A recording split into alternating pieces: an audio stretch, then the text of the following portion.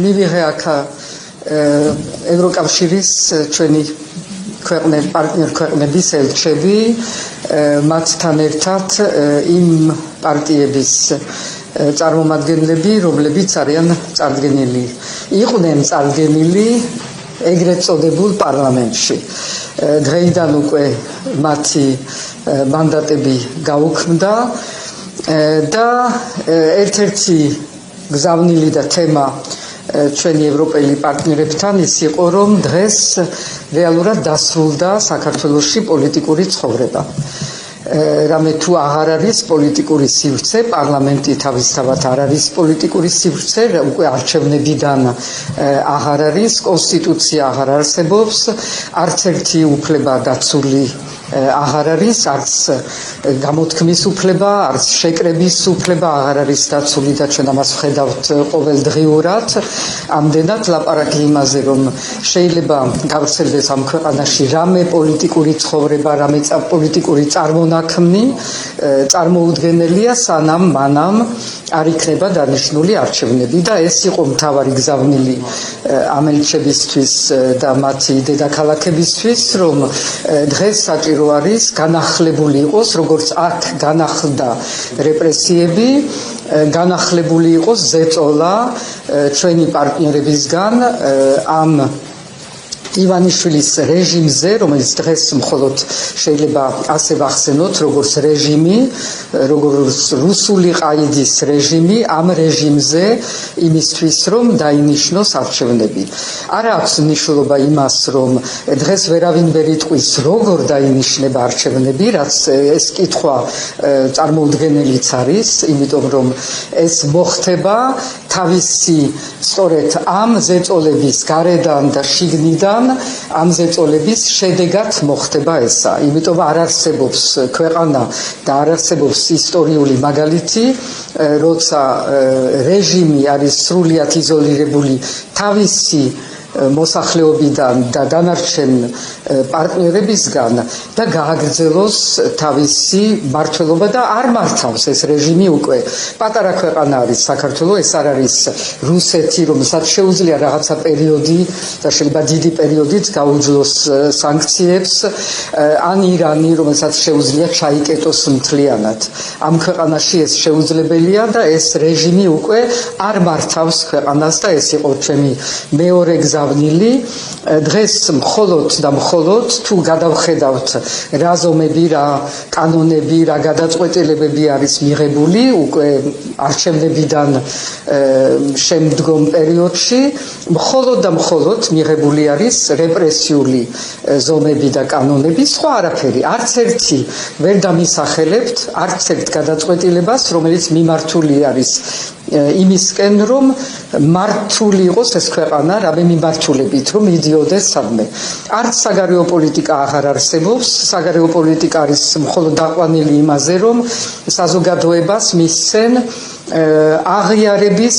ვითომცდა რაღაცა ფორმები, ხელის ჩამორთმევა ვიღაცასთან, ოღონდ ვიღაცა იყოს მეორე მხარეს და ამითი ეს გაასაღონ როგორც ერთგვარი აღიარება. ასევე ვიზიტები სხვადასხვა ქვეყნებში, საიდანაც არაფერი არ მოდის, არანაირი შინაარსი არ გააჩნია ამ ვიზიტებს, მაგრამ უნდა ითქვას, რომ სადღაც ვიღაცა წავიდა და ჩამოვიდა და სადღაც რაღაცა შეხვედრა შედგა. ასევე ეკონომიკა, არ არსებობს ქვეყანაში ეკონომიკა, გაჩერებული არის ყველაფერი და ის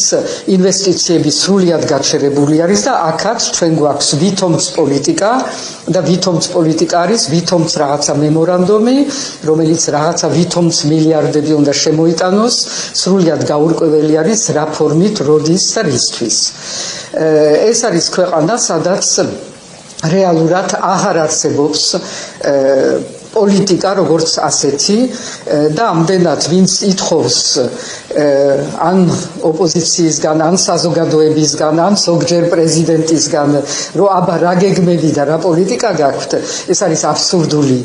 კითხვები, იმიტომ ჩვენ ვართ იმ რეჟიმში, სადაც შეიძლება მხოლოდ ბრძოლა.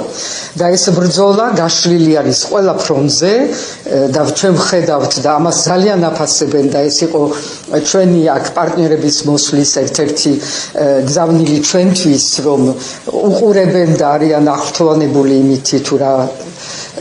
შემართებით არის დღევანდელი ჩვენი საზოგადოება და როგორ ჩანს რომ ის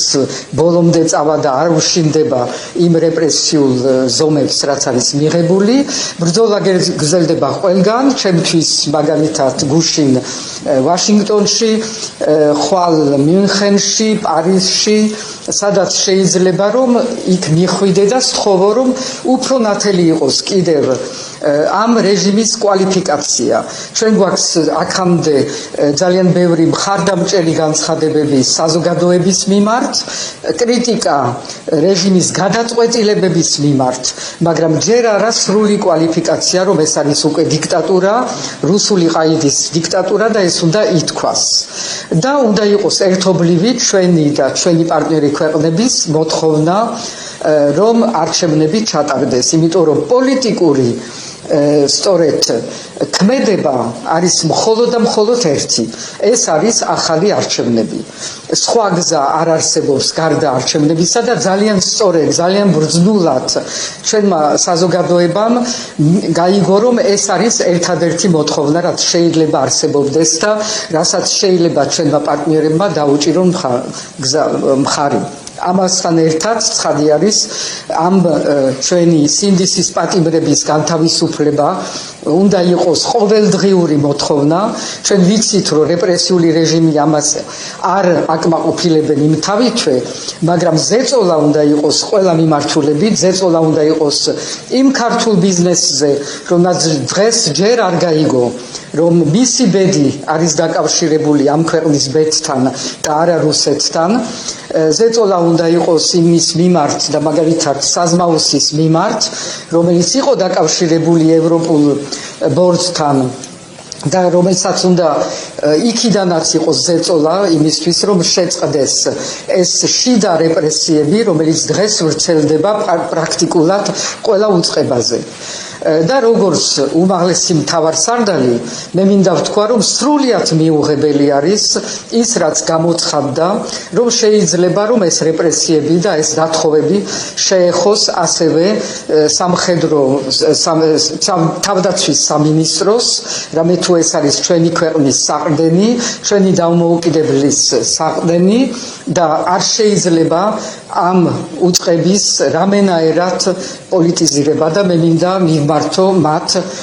ჩვენ სამხედრო ძალებს და უთხრა რომ მე ბოლომდე ყოველთვის ვიქნები მათ გვერდში იმისთვის რომ მათ კონდეთ ყველანაირი საშუალება და უფლება რომ ეს ქვეყანა დაიცვან როგორც დამოუკიდებელი დემოკრატიული სუვერენული საქართველო ძალიან დიდი მადლობა